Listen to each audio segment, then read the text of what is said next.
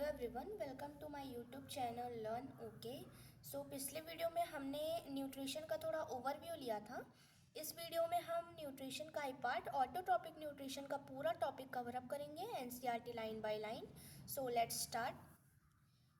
जैसा कि हमने पिछली वीडियो में पढ़ा था कि ऑटोट्रॉपिक न्यूट्रिशन उन्हें कहते हैं जो अपना भोजन स्वयं बनाते हों, कुछ इनऑर्गेनिक सब्सटेंस की हेल्प से अपना खाना खुद बनाए, जैसे कि ग्रीन प्लांट्स और कुछ बैक्टीरियाज।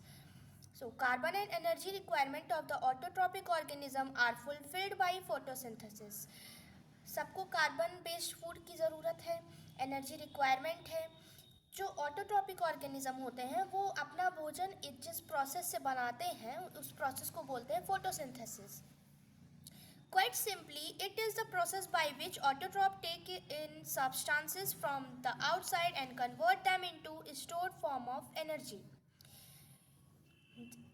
फोटोसिंथेसिस के प्रोसेस में जो ऑटोट्रॉप रहते हैं वो बाहर से कुछ इनऑर्गेनिक सब्सटेंस लेते हैं या कुछ ऑर्गेनिक सब्सटेंस लेते हैं और उन सब की हेल्प से अपना खाना बनाते हैं और फिर उसे एनर्जी के फॉर्म में स्टोर करे रहते हैं। This material is taken in the form of carbon dioxide and water, जैसे कि मैंने पहले कहा कि इनऑर्गेनिक सब्सटेंस जैसे कि कार्बन और water which is converted into carbohydrate in the presence of sunlight and chlorophyll. इन दोनों के मदद से इनऑर्गेनिक सब्सटेंस जैसे कि CO2 और वाटर की हेल्प से कार्बोहाइड्रेट बनता है, किसकी प्रेजेंस में? सनलाइट के प्रेजेंस में और क्लोरोफिल में बनता है। ये कंप्लीट डेफिनेशन है हमारा फोटोसिंथेसिस की कि with the help of CO2 and water plant or autotrophic organism form carbohydrate with the help of sunlight and chlorophyll. Not only plants, green plants, because chlorophyll केवल green plant में ही present रहता है। Carbohydrate are utilised for providing energy to the plant. Carbohydrate जो store हुआ रहता है उस यूटिलाइज कर लिया जाता है एनर्जी के फॉर्म में। We will study how this take place in the next section.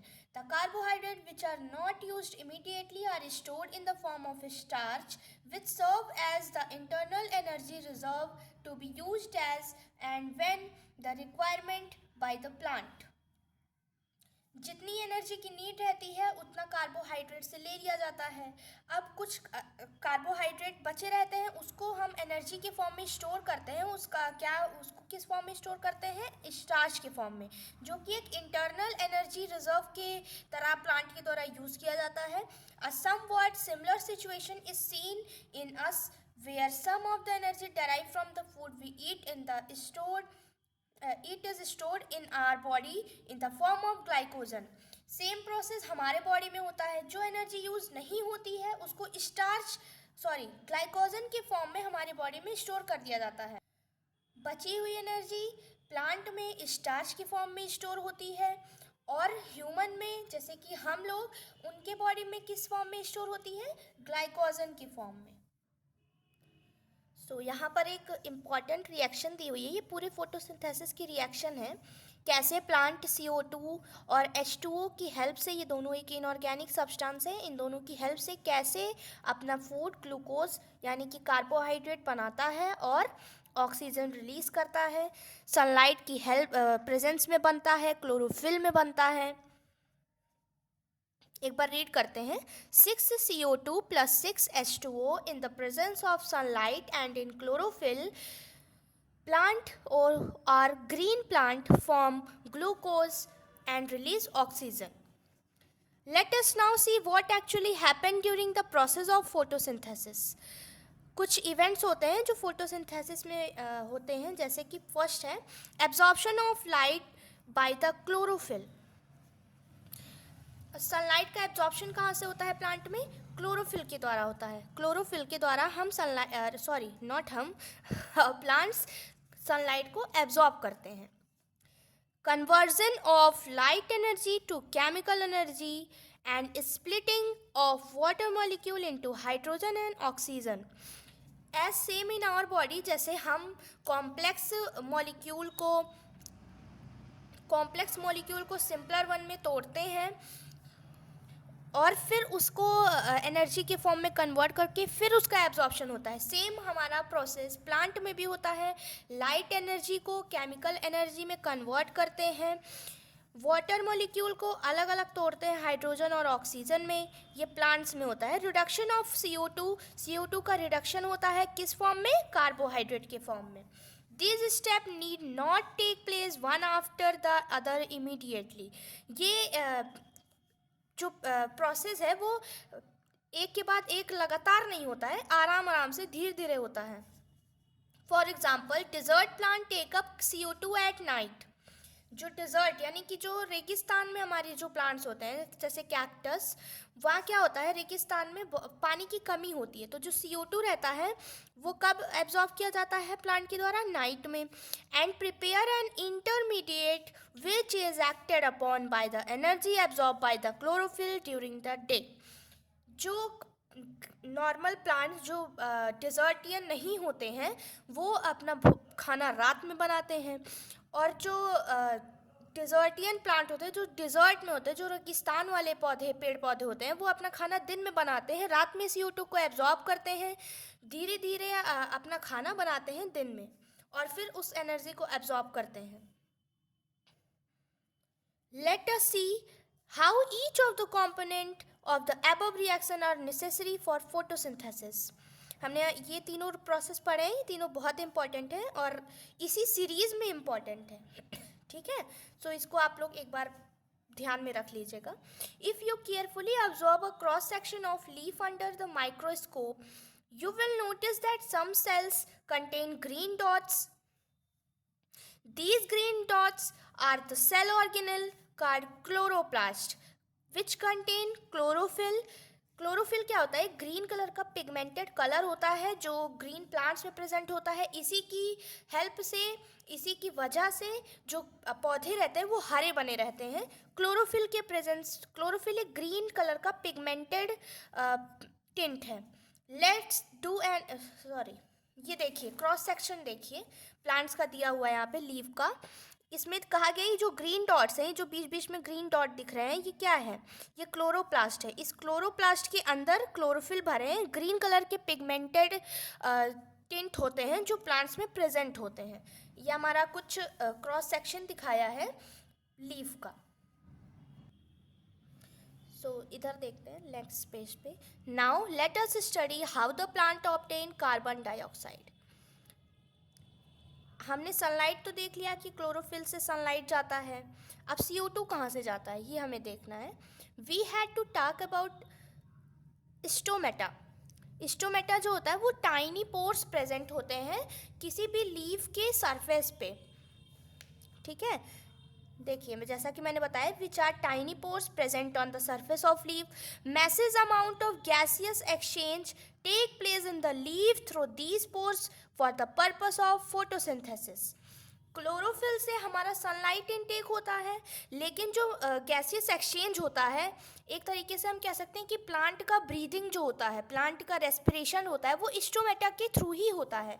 Massive amount, एक बहुत अच्छे खासे अमाउंट में स्टोमेटा से गैसियस एक्सचेंज होता है पौधों में, पेड़ पौधों में।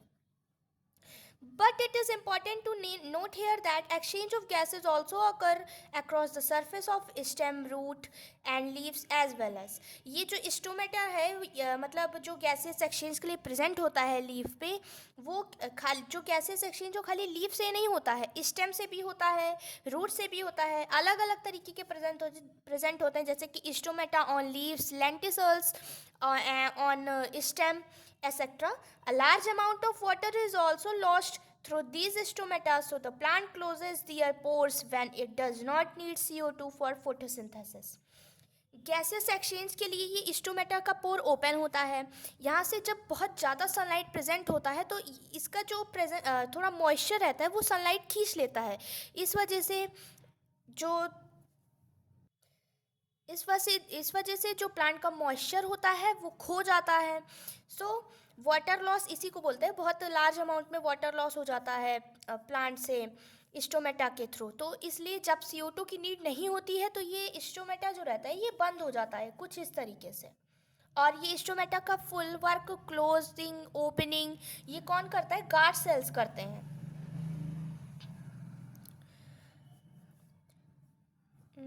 The opening and closing of the pore is a function of guard cell, as we अभी मैंने पढ़ा ना हम लोगों ने कि गार्ड सेल के द्वारा होता है.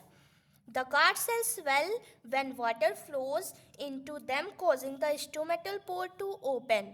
Similarly, the pore closes if the guard cells shrink.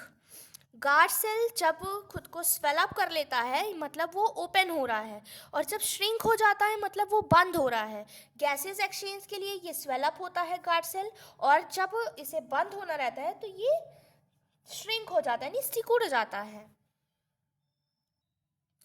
So far we have talked about how autotrophs meet their energy requirement, but they also need other raw material for the body. So far we have talked about how autotrophs meet their energy requirement, but they also need other raw material for building their body. Water used in photosynthesis is taken up from the soil by the root in terrestrial plant. Other material like nitrogen, phosphorus, iron, magnesium are taken up from the soil. देखो, दो inorganic substance जैसे कि CO2 और water, इसकी मदद से जो green plants रहते हैं वो अपना फूड बनाते हैं. लेकिन कुछ और भी रिक्वायरमेंट रहती है ऑटोट्रॉप्स की अपना भोजन बनाने के लिए. जैसे पानी की जो नीड रहती है वो उन्हें रूट से मिल जाता है. हम पेड़ों में पौधों में पेड़ में पानी डालते हैं तो वहाँ से उनकी वाटर की नीड पूरी हो जाती है. ठीक. और अदर मटेरियल जैसे कि नाइट्रोजन हुआ, फॉस्फोरस हुआ, आयरन हुआ, मैग्नीशियम हुआ, ये सब भी उन्हें सॉइल से ही मिलता है. सॉइल में हमारे प्रेजेंट होता है, नाइट्रोजन प्रेजेंट होता है, मैग्नीशियम प्रेजेंट होता है, और अदर ऑर्गेनिक सब्सटेंस प्रेजेंट होते हैं, वो उन्हें प्लांट्स को सॉइल से ही मिल जाता है. नाइट्रोजन जिसमें कि सबसे इम्पॉर्टेंट होता है, nitrogen is an essential element used in the synthesis of protein and other compound. Nitrogen protein बनाने के लिए और अदर कंपाउंड बनाने के लिए जो नाइट्रोजन है वो हेल्पफुल रहता है प्लांट में. This is taken up in the form of inorganic nitrite और नाइट्रेट्स. देखो नाइट्रोजन किस फॉर्म में लिया जाता है, नाइट्राइट के फॉर्म में और नाइट्रेट के फॉर्म में. और it is taken up as organic compound which have been prepared by bacteria from atmospheric nitrogen. Nitrogen कई फॉर्म में लिया जाता है, नाइट्रेट के फॉर्म में लिया जाता है, नाइट्राइट के फॉर्म में लिया जाता है. और कुछ बैक्टीरिया प्रेजेंट होते हैं सॉइल में जो एटमॉस्फेरिक नाइट्रोजन को कंपैटिबल बना देते हैं, प्लांट के यूज़ के लिए कन्वर्ट कर देते हैं वो बैक्टीरिया प्लांट के यूज़ के लिए. सो उस फॉर्म में भी नाइट्रोजन प्लांट लेते हैं. ठीक है. और यहाँ पर हमारे चैप्टर में दो एक्टिविटीज़ दी हुई हैं जो सब हम चैप्टर के लास्ट में क्वेश्चंस एक्टिविटीज़ हम चैप्टर के लास्ट में डिस्क्राइब करेंगे. सो हमारा वीडियो इतना. हेटरोट्रॉपिक न्यूट्रिशन का पूरा टॉपिक हम अगले वीडियो में डिस्क्राइब करेंगे. Thank you.